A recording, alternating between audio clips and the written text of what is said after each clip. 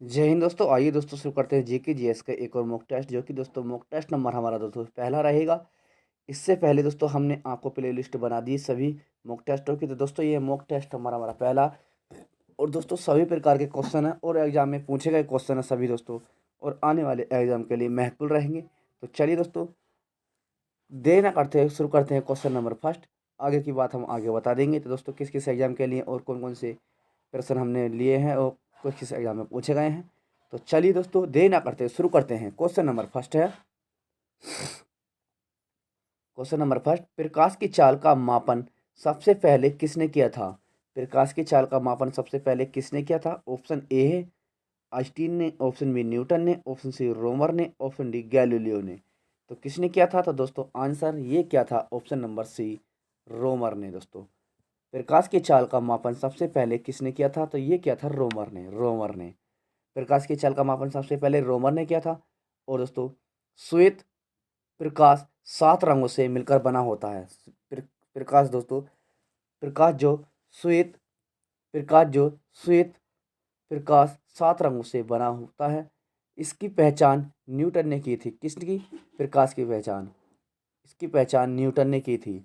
और निर्वात में प्रकाश की चाल कितनी होती है? तो निर्वात में प्रकाश की चाल होती है आपकी 3 × 10⁸ मीटर प्रति सेकंड। और जल में प्रकाश की का वेग कितना होता है? जल में प्रकाश का वेग कितना होता है आपका? दोस्तों जल में प्रकाश का वेग होता है आपका 2.25 × 10⁸ होती है। दोस्तों 10⁸ होता है। और प्रकाश को सूर्य पृथ्वी तक आने में कितना समय लेता है? प्रकाश जो है दोस्तों सूर्य तक प्रकाश को सूर्य से पृथ्वी तक प्रकाश को जो है सूर्य से पृथ्वी तक आने में कितना समय लगता है? तो दोस्तों ये लगता है 8 मिनट 19 सेकंड। कितना? 19 सेकंड। और दोस्तों आगे देखते हैं, बताते हैं महत्वपूर्ण बिंदु। हाइजेन ने प्रकाश का तरंग सिद्धांत दिया था। प्रकाश का तरंग सिद्धांत किसने दिया था? प्रकाश का तरंग सिद्धांत दिया था आपका हाइजेन ने। और थॉमस यंग ने प्रकाश को व्यक्तिकरण का सिद्धांत दिया था। थॉमस यंग ने प्रकाश को व्यक्तिकरण का सिद्धांत दिया था। चलिए अगला क्वेश्चन देखते हैं, क्वेश्चन नंबर 2। दोस्तों ये जो बिंदु हम बता रहे हैं आपको महत्वपूर्ण है और आपको सुनना है और देख लेना है दोस्तों। चलिए क्वेश्चन नंबर 2 देखते हैं। कैरिनोग्राफ का प्रयोग किया जाता है। कैरिनोग्राफ का प्रयोग किया जाता है ऑप्शन ए धमनियों के अध्ययन में, ऑप्शन बी छाती की बीमारी के निदान में, ऑप्शन सी मानव शरीर में रक्त का अध्ययन करने में, ऑप्शन डी सूर्य के कोरोना को देखने तथा उसका फोटोग्राफ लेने में।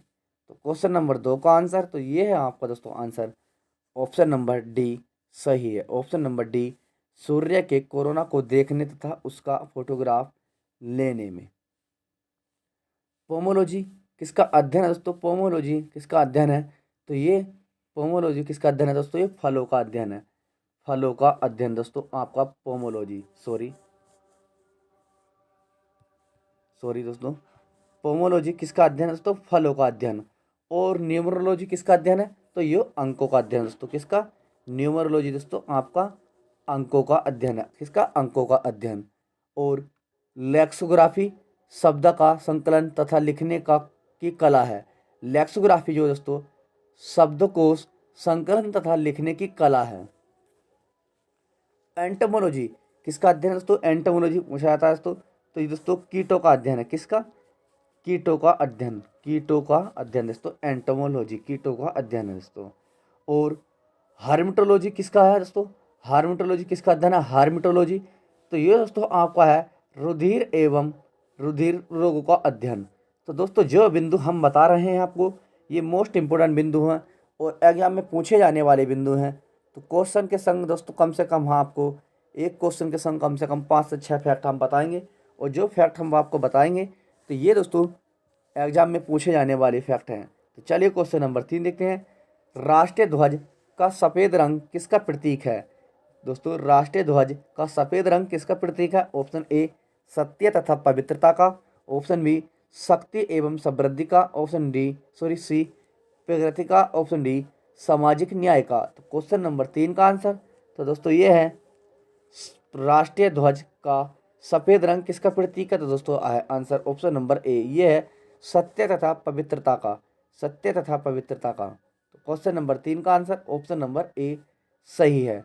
राष्ट्रीय ध्वज का केसरी रंग जागृति को, शौर्य तथा त्याग का, सफेद रंग एवं सत्य तथा पवित्रता का है, एवं हरा रंग जीवन समृद्धि का प्रतीक है।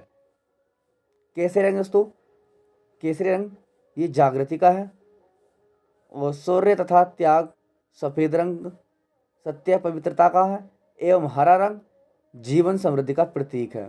तो चलिए बताते हैं। भारत की संविधान सभा ने राष्ट्रीय ध्वज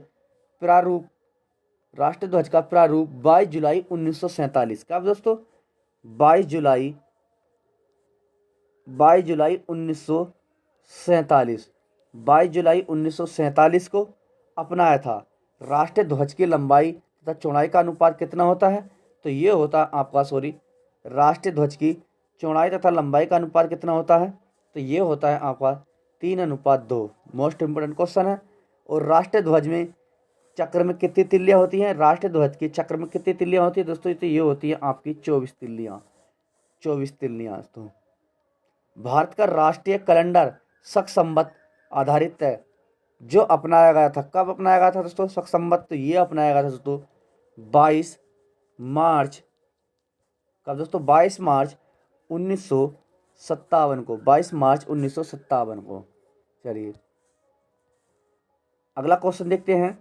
क्वेश्चन नंबर 4 देखते हैं। कंप्यूटर के प्रोग्रामन हेतु विकसित की गई सर्वप्रथम भाषा कौन सी है? कंप्यूटर में प्रोग्रामन हेतु विकसित की गई सर्वप्रथम भाषा कौन सी है? ऑप्शन ए कोवाल, option B BASIC, option C Pascal, option D Fortran. तो कौन सी दोस्तों क्वेश्चन नंबर 4 का आंसर? तो ये आपका आंसर है option number D. Option number D सही है आपका। कौन सी दोस्तों? फोर्ट्रॉन। अगला क्वेश्चन है आपका क्वेश्चन नंबर 5 देखते हैं। क्वेश्चन नंबर 5 है, किसकी उपस्थिति के कारण शरीर के अंदर रक्त का थक्का नहीं जमता? रक्त का थक्का नहीं जमता, ऑप्शन आपके सामने है, तो बताएंगे। ऑप्शन ए फाइब्रोमिन, option B heparin, option C plasma, option D haemoglobin. तो क्वेश्चन नंबर 5 का आंसर, किसकी उपस्थिति के कारण शरीर के अंदर रक्त का थक्का नहीं जमता? तो बताएंगे आंसर क्वेश्चन नंबर 5 का आंसर। तो ये है answer option number B heparin दोस्तों। हिपेरिन के कारण शरीर के अंदर रक्त का थक्का नहीं जमता। रक्त के थक्का बनाने के लिए अनिवार्य प्रोटीन कौन सा है? तो दोस्तों ये है फाइब्रोमिन। मनुष्य के रक्त में भिन्नता का कारण आरबीसी में पाए जाने वाले ग्लाइकोप्रोटीन है, जिसे एंटीजन भी कहते हैं। स्तनधारी के लाल रक्त कण उभयतल होते हैं, इसमें केंद्रक नहीं होता। अपवाद ऊंट और लावा को छोड़कर, ऊंट और लावा में दोस्तों केंद्रक होता है। रक्त वर्ग में ओ दानकर्ता के यूनिवर्सल दाता कहते हैं, क्योंकि इसमें एंटीजन नहीं होते। ओ में दोस्तों जो हमारा ब्लड ग्रुप ओ होता है, इसमें एंटीजन नहीं होता। क्वेश्चन पूछा जा सकता है आपसे, किस ब्लड ग्रुप में एंटीजन नहीं पाया जाता? तो ये दोस्तों ओ में नहीं पाया जाता। लाल रक्त कोशिकाओं एवं श्वेत रक्त कोशिकाओं के बीच का अनुपात कितना होता है? तो दोस्तों ये होता है आपका 600:1। 600:1। तो चलिए अगला क्वेश्चन नंबर 7 देखते हैं। चंद्रमा पर पहुंचने वाला प्रथम मनुष्य सहित यान कौन सा था? चंद्रमा पर पहुंचने वाला प्रथम मनुष्य सहित यान कौन सा था? तो ऑप्शन ए है अपोलो, ऑप्शन बी है लूना, ऑप्शन सी है अपोल, सेकंड ऑप्शन डी है जोंड 5। तो क्वेश्चन नंबर 6 का आंसर, तो आंसर है ऑप्शन नंबर सी अपोल सेकंड। तो बताएंगे। चलिए महत्वपूर्ण बिंदु देखते हैं। चंद्रमा पर पहुंचने वाला प्रथम मानव सहित अंतरिक्ष यान है अपोलो सेकंड। प्रथम मानव रहित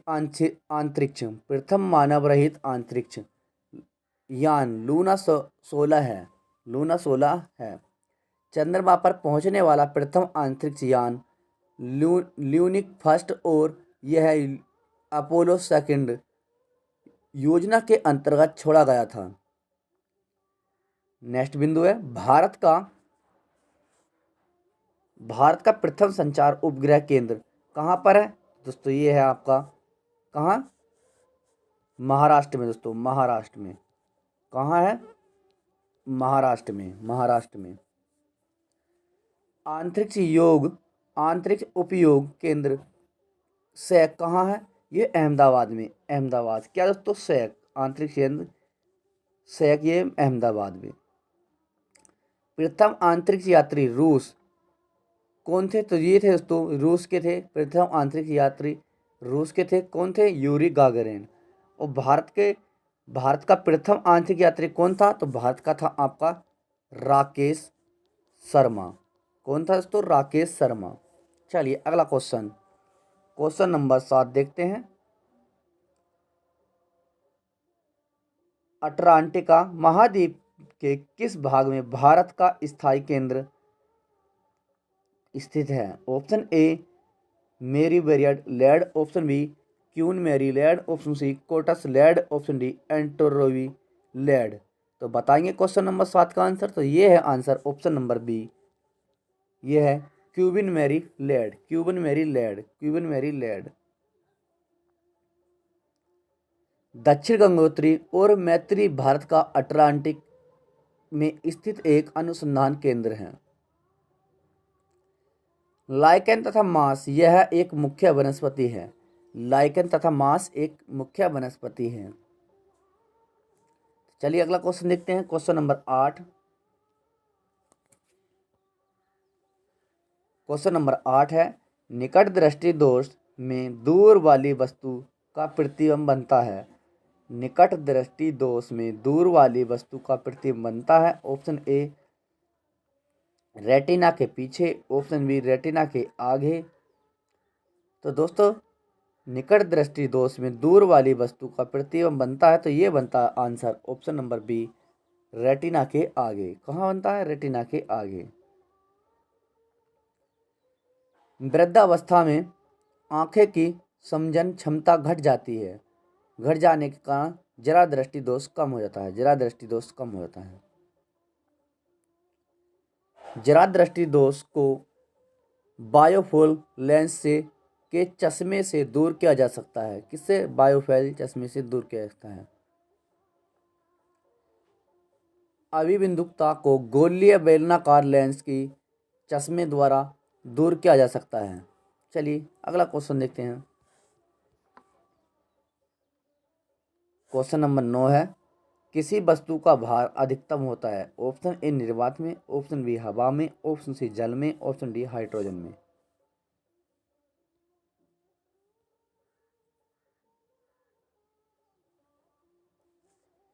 क्वेश्चन नंबर 9 देखते हैं। किसी वस्तु का भार अधिकतम होता है। ऑप्शन ए निर्वात में, ऑप्शन बी हवा में, ऑप्शन सी जल में, ऑप्शन डी है हाइड्रोजन में। तो किस में होता है? क्वेश्चन नंबर 9 का आंसर बताएंगे। तो दोस्तों किसी वस्तु का भार अधिकतम होता है, आंसर ऑप्शन नंबर ए काय में होता है? निर्वात में, निर्वात में। किसी वस्तु का भार अधिकतम निर्वात में होता है। निर्वात में प्रकाश की चाल अधिकतम होती है। निर्वात में प्रकाश की चाल कितनी होती है? निर्वात में प्रकाश की चाल अभी हमने आपको बताई थी 3 गुणा 10⁸ मीटर प्रति सेकंड।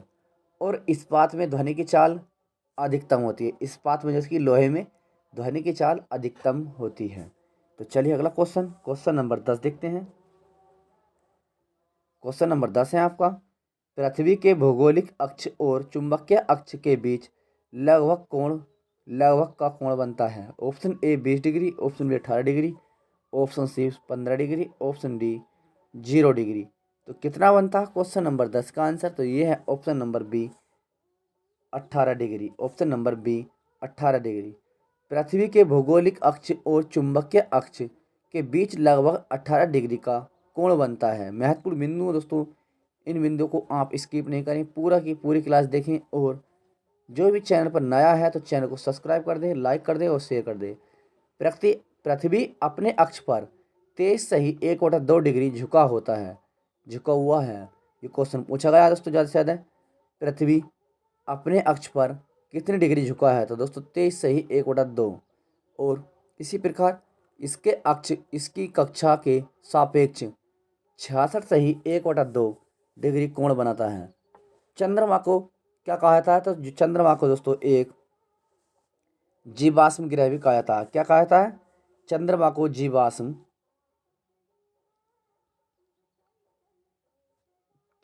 जीवाश्म ग्रह भी कहा जाता है। पृथ्वी का औसत घनत्व कितना होता है? दोस्तों ये 5.5 ग्राम सेकंड ग्राम है। सूर्य अपने अक्ष पर किस ओर घूमता है? सूर्य अपने अक्ष पर दोस्तों किस ओर से किस ओर घूमता है? तो ये घूमता है दोस्तों पूरब से पश्चिम। दोस्तों सूरज पूरब से पश्चिम घूमता है, दोस्तों पूरब से पश्चिम की ओर घूमता है। सबसे बड़ा क्षुद्र ग्रह कौन सा है? सबसे बड़ा क्षुद्र ग्रह तो दोस्तों ये है सेर्स। सेर्स दोस्तों सबसे बड़ा क्षुद्र ग्रह है आपका सेर्स। शुक्र और पृथ्वी को क्या कहा जाता है? शुक्र और पृथ्वी को कहा जाता है तो ये कहा जाता है दोस्तों जुड़वा बहन। क्या कहा जाता है? जुड़वा बहन। शुक्र और पृथ्वी को जुड़वा बहन कहा जाता है। चलिए अगला बिंदु देखते हैं। बृहस्पति कैसा ग्रह है? तो बृहस्पति कैसा ग्रह है दोस्तों? तो ये बृहस्पति आपका पीले पीले रंग का ग्रह है। पीले रंग का ग्रह है। कौन दोस्तों? बृहस्पति पीले रंग का ग्रह है। नेपच्यून को हल्का पीला रंग का ग्रह कहते हैं। किसे? नेपच्यून को हल्का पीले रंग का ग्रह कहते हैं। सबसे बड़ा उपग्रह कौन सा है? तो दोस्तों ये है गैनीमेड। ये है आपका सबसे बड़ा उपग्रह कौन सा है? तो ये है दोस्तों आपका गैनीमेड, जो बृहस्पति का उपग्रह है। किसका दोस्तों? ये बृहस्पति का उपग्रह है। किसका? बृहस्पति का उपग्रह है दोस्तों, उपग्रह। दोस्तों लेख पर नहीं जाना, हम आपको पूरा क्वेश्चन करा रहे हैं और एक क्वेश्चन में कम से कम आपको 5 से 7, किसी में 5 फैक्ट, किसी में 10 फैक्ट बता रहे हैं। तो क्लास पर बने रहें, वीडियो पूरी देखें, स्किप नहीं करें और बताएंगे आपके दोस्तों कितने क्वेश्चन राइट गए हैं और आपको हमारी क्लास कैसी लग रही है, क्योंकि आने वाले एग्जाम के लिए ये हमारी क्लास महत्वपूर्ण रहेगी। निम्नलिखित में से किस नदी को वैसीन सबसे बड़ा है?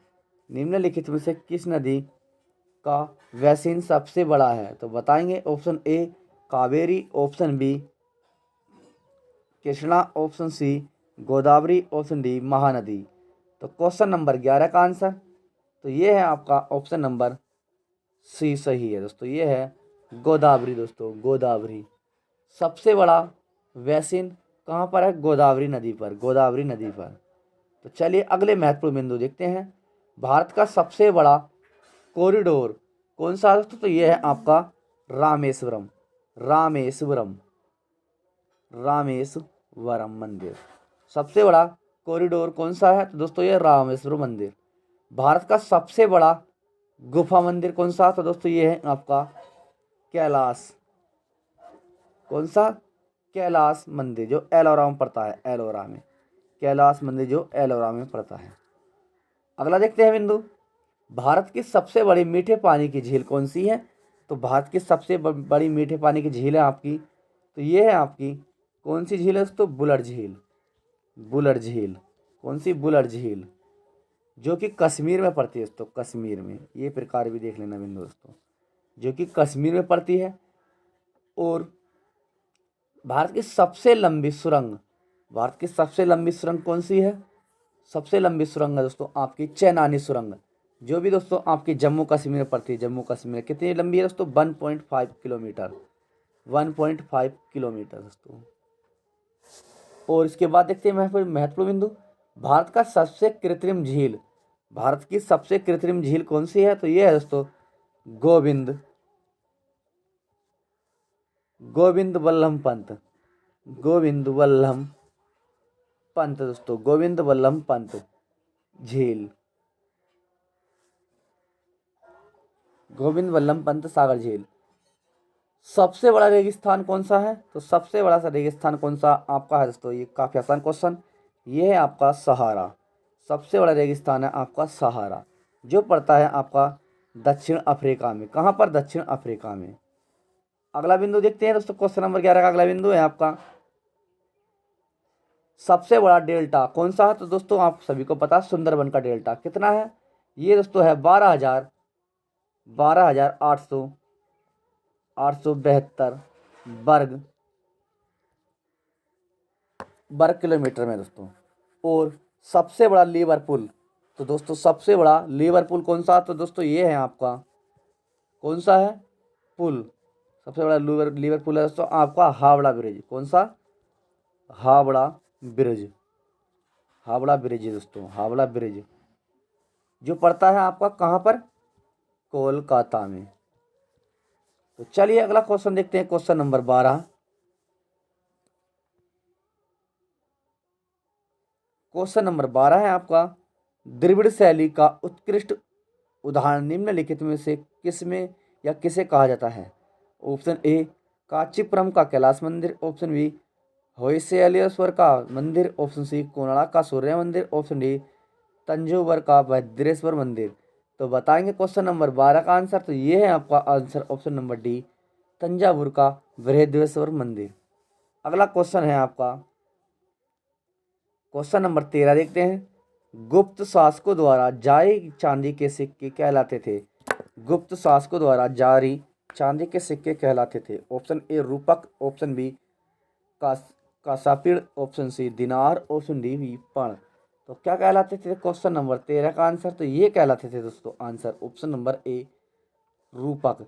गुप्त शासकों द्वारा जारी चांदी के सिक्के क्या कहलाते थे? ये कहलाते थे दोस्तों रूपक। रूपक दोस्तों, गुप्त शासकों द्वारा चांदी के सिक्के रूपक कहलाते थे दोस्तों, रूपक कहलाते थे।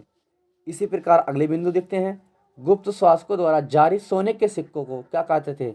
गुप्त शासकों द्वारा जारी सोने के सिक्कों को कहते थे? सोने के सिक्कों को तो इन्हें कहते थे दोस्तों क्या? दिनार। क्या कहते थे? दिनार दोस्तों, दिनार। दिनार कहा जाता था। और चांदी के सिक्कों को विजय चांदी के सिक्कों को विजय के उपलक्ष्य में, किसके विजय के उपलक्ष्य में? ये दोस्तों थे चंद्रगुप्त द्वितीय। चंद्रगुप्त द्वितीय ने चलाए, परंतु पूरे साम्राज्य में स्कंदगुप्त के समय में जारी हुआ। सात वाहन शासकों ने चांदी, तांबे, सीसा, प्लेटिन और कांसे की मुद्राएं का प्रचलन किया था। चलिए अगला क्वेश्चन देखते हैं, क्वेश्चन नंबर 14। तो दोस्तों चैनल पर बने रहें और जल्द से जल्द चैनल को सब्सक्राइब कर लें। दोस्तों कम समय में भी अधिक से अधिक समय में भी कम क्वेश्चन किए जा सकते हैं, क्योंकि दोस्तों हम एक क्वेश्चन में कम से कम आपको 4 से 5 क्वेश्चन बता रहे हैं जो कि एग्जाम में पूछे गए क्वेश्चन सभी। चलिए देखते हैं। दिल्ली के किस सुल्तान ने अपनी सेना का प्रबंध मंगलों का अनुसरण करते हुए दशमलव प्रणाली से करने का प्रयास किया? Option A Balban, option B Alauddin Khilji, option C Mohammad bin Tughlaq, option D Firoz. तो बताएंगे क्वेश्चन नंबर 14 का आंसर। तो ये है answer option number B Alauddin Khilji. Alauddin Khilji. Alauddin Khilji. चलिए अलाउद्दीन खिलजी के बारे में महत्वपूर्ण बिंदु देखते हैं। अलाउद्दीन खिलजी अपनी सेना का प्रबंध मुगलों के अनुसरण करते हुए दशमलव प्रणाली से करने का प्रयास किया। अलाउद्दीन खिलजी ने घोड़ों दागने एवं सैनिकों का हुलिया लिखने की प्रथा की शुरुआत की थी। किसने? अलाउद्दीन खिलजी ने। अलाउद्दीन खिलजी ने घोड़ा दागने एवं सैनिकों का हुलिया लिखने का प्रथा की शुरुआत की। देवी अधिकार के सिद्धांत का अलाउद्दीन खिलजी ने चलाया। देवी अधिकार का सिद्धांत किसने चलाया था? तो यह भी दोस्तों अलाउद्दीन खिलजी ने चलाया था। अलाउद्दीन खिलजी ने सिकंदर ए सानी की उपाधि धारण की। किसने? अलाउद्दीन खिलजी ने सिकंदर ए सानी की उपाधि धारण की थी। अलाउद्दीन ने अपने शासनकाल में मूल्य नियंत्रण प्रणाली को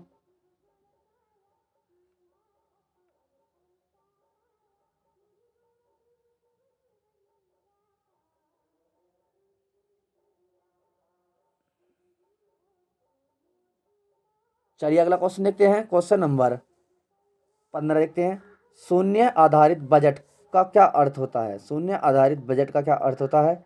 ऑप्शन ए है असीमित घाटे की वित्तीय व्यवस्था। ऑप्शन बी है अनुतापक अनु अनुत्पादक व्यय में कटौती का न करना। ऑप्शन सी है नए कार्यक्रमों का मूल्यांकन न करना। ऑप्शन डी है बिल्कुल नए सिरे से बजट तैयार करना। तो क्वेश्चन नंबर 15 का आंसर तो ये है ऑप्शन नंबर डी, बिल्कुल नए सिरे से बजट तैयार करना। शून्य आधारित बजट का अर्थ होता है, शून्य आधारित बजट का अर्थ होता है बिल्कुल नए सिरे से बजट तैयार करना।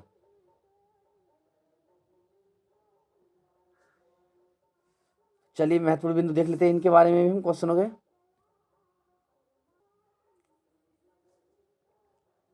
क्वेश्चन नंबर 15 का शून्य आधारित बजट किस देश की देन है? तो ये अमेरिका की देन है। किसकी? अमेरिका की। किसकी? अमेरिका की देन है दोस्तों, अमेरिका की देन है शून्य आधारित बजट, अमेरिका की देन है। शून्य काल भारत की देन है। शून्य काल कहाँ की देन है? भारत की देन है। शून्य काल भारत की देन है। राजनीतिक किसी राजनीतिक दल अथवा गुट में प्रमुख सदस्यों की बैठकों को क्या कहा था? काकस। ये कहा था दोस्तों काकस, काकस कहा जाता है। आई रिपीट करते हैं इसे हम। किसी राजनीतिक दल अथवा गुट के प्रमुख सदस्यों को बैठने को क्या कहा जाता है? काकस कहते हैं। पंगु सत्र की व्यवस्था केवल अमेरिका में है। पंगु सत्र की व्यवस्था केवल अमेरिका में है। अमेरिका में मूल प्रस्ताव में संशोधन करने के लिए संशोधन प्रस्ताव पेश किया जाता है।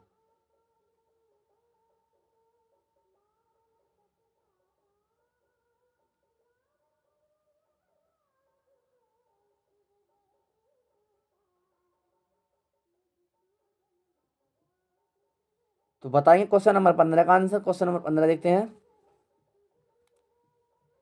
मूल प्रस्ताव में संशोधन करने का लिए संशोधन प्रस्ताव पेश किया जाता है। चलिए अगला क्वेश्चन, क्वेश्चन नंबर 16। मुद्रास्फीति का सर्वाधिक बुरा प्रभाव पड़ता है। मुद्रास्फीति का सर्वाधिक बुरा प्रभाव पड़ता है। ऑप्शन ए निश्चित आय के व्यक्ति पर। ऑप्शन बी उद्योगपति पर। ऑप्शन सी मजदूर पर। ऑप्शन डी व्यापारी पर। तो बताएंगे किस पे पड़ता है दोस्तों? तो बताएंगे क्वेश्चन नंबर 16 का आंसर। तो ये पड़ता है आंसर ऑप्शन नंबर ए निश्चित आय के व्यक्ति पर। निश्चित आय के व्यक्ति पर मुद्रास्फीति का सर्वाधिक बुरा प्रभाव किस पर पड़ता है? व्यक्ति पर पड़ता है, व्यक्ति पर। मुद्रास्फीति में मुद्रा का मूल्य घट जाता है तथा महंगाई बढ़ जाती है। बेरोजगारी दर तथा मुद्रास्फीति की दर मध्य विपरीत पाया जाता है।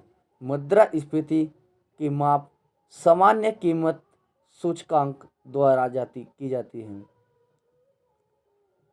थोक मूल्य सूचकांक का आधार वर्ष 2011-12 है।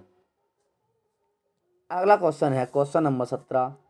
किसी अर्थशास्त्री ने विकासशील देशों में रोलिंग प्लान की हिमायत की। किस अर्थशास्त्र ने विकासशील देशों में रोलिंग प्लान की हिमायत की? Option A K Sen. Option B Gunnar Milton. Option C S Chakravarty. Option D Arthur Lewis. तो बताएंगे क्वेश्चन नंबर 17 का आंसर। तो ये है क्वेश्चन नंबर 17 का आंसर ऑप्शन नंबर बी, ये है गुरनार मिल्टन। गुरनार मिल्टन। रोलिंग प्लान ये अमृत योजना या रंगमंच नर्स के अवधारणा है। रोलिंग प्लान की अवधारणा को 5वीं पंचवर्षीय योजना के दौरान अपनाया गया था। कौन सी 5वीं? गुरनार मिल्टन ने विकासशील देशों में रोलिंग प्लान की हिमायत की। प्रथम योजना हैरोल्ड डोमोर मॉडल पर आधारित है और द्वितीय पंचवर्षीय योजना पीसी महालनोबिस पर आधारित है। ये भी क्वेश्चन पूछे जा सकते हैं। क्वेश्चन नंबर 18 देखते हैं। शिवाजी के 8 मंत्रियों की परिषद को अष्टप्रधान कहा जाता था, जिसका प्रधान होता था। ऑप्शन ए सर ए नौबत। ऑप्शन बी दबीर या सुमनत। ऑप्शन सी मजमूदार या अमात्य। Option D Peshwa. तो क्वेश्चन नंबर 18 का आंसर तो ये है आपका ऑप्शन नंबर डी, ये है दोस्तों पेशवा दोस्तों, पेशवा पेशवा पेशवा। प्रथम पेशवा बालाजी विश्वनाथ था। प्रथम पेशवा बालाजी विश्वनाथ था। बालाजी बालाजी बाजीराव ने पेशवा के पद को वंशानुगत बनाया।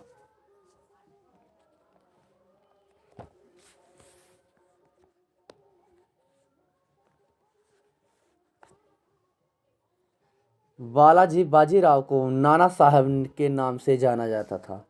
बालाजी बाजीराव को नाना साहब के नाम से जाना था। बालाजी बाजीराव के समय में ही पानीपत का तृतीय युद्ध हुआ था। कब हुआ था दोस्तों? 14 जनवरी 1761 को दोस्तों पानीपत का तृतीय युद्ध हुआ था।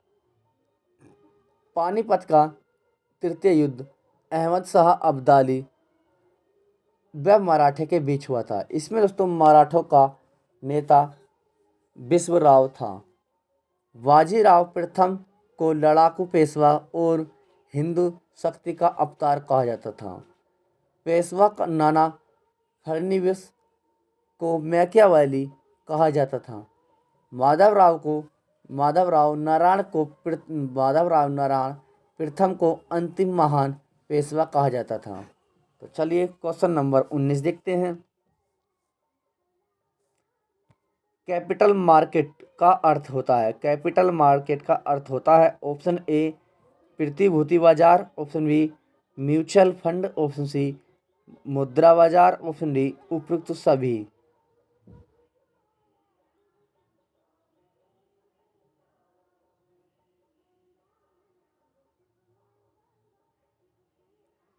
तो बताएंगे कैपिटल मार्केट का अर्थ होता है।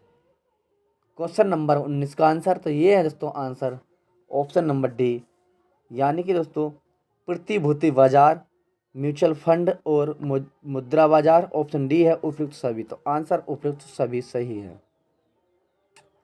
सन 1894 में अहमदाबाद स्टॉक एक्सचेंज की स्थापना हुई थी। कब? 1894 में अहमदाबाद एक्सचेंज की स्थापना हुई थी। और 1908 में आपका दोस्तों 1908 में कलकत्ता स्टॉक एक्सचेंज की स्थापना की गई थी। वर्तमान में भारत में 24 मान्यता प्राप्त स्टॉक एक्सचेंज हैं। भारतीय प्रतिभूति एवं विनिमय बोर्ड सेबी की स्थापना 1919 में हुई थी। चलिए अगला क्वेश्चन, क्वेश्चन नंबर 20। कार्बोहाइड्रेट्स निम्नलिखित में से नहीं पाया जाता। ऑप्शन ए पनीर में, ऑप्शन बी पालक में, ऑप्शन सी मछली में, ऑप्शन डी मक्खन में। तो दोस्तों ये हमारी आज का क्लास का अंतिम क्वेश्चन रहेगा। आज दोस्तों हमारी कुछ छोटी ही क्लास रहेगी, यानी कि 20 ही क्वेश्चन रहेंगे। तो इससे अगली क्लास में हम आपको पूरे क्वेश्चन लेकर आएंगे। क्वेश्चन नंबर 20 है, कार्बोहाइड्रेट निम्नलिखित में से किस में नहीं पाया जाता। Option A paneer, option B पालक, ऑप्शन सी मछली, ऑप्शन डी मक्खन।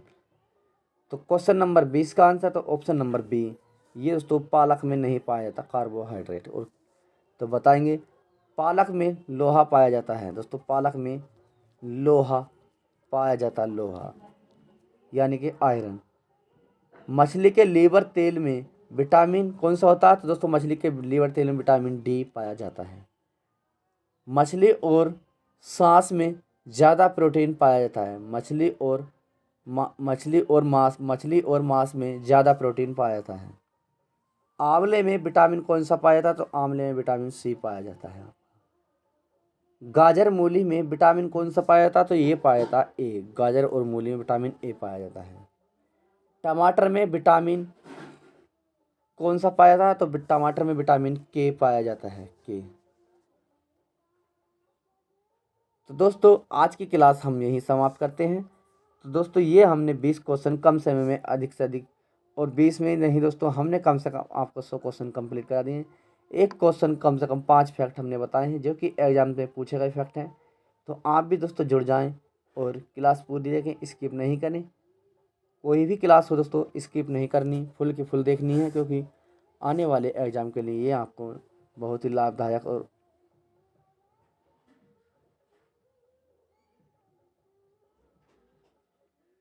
तो जो भी भाई बहन नया है अभी तक चैनल सब्सक्राइब नहीं किया तो कर लीजिए, ताकि दोस्तों आने वाली क्लास का नोटिफिकेशन सबसे पहले आपके पास पहुँचे। जय हिंद दोस्तों।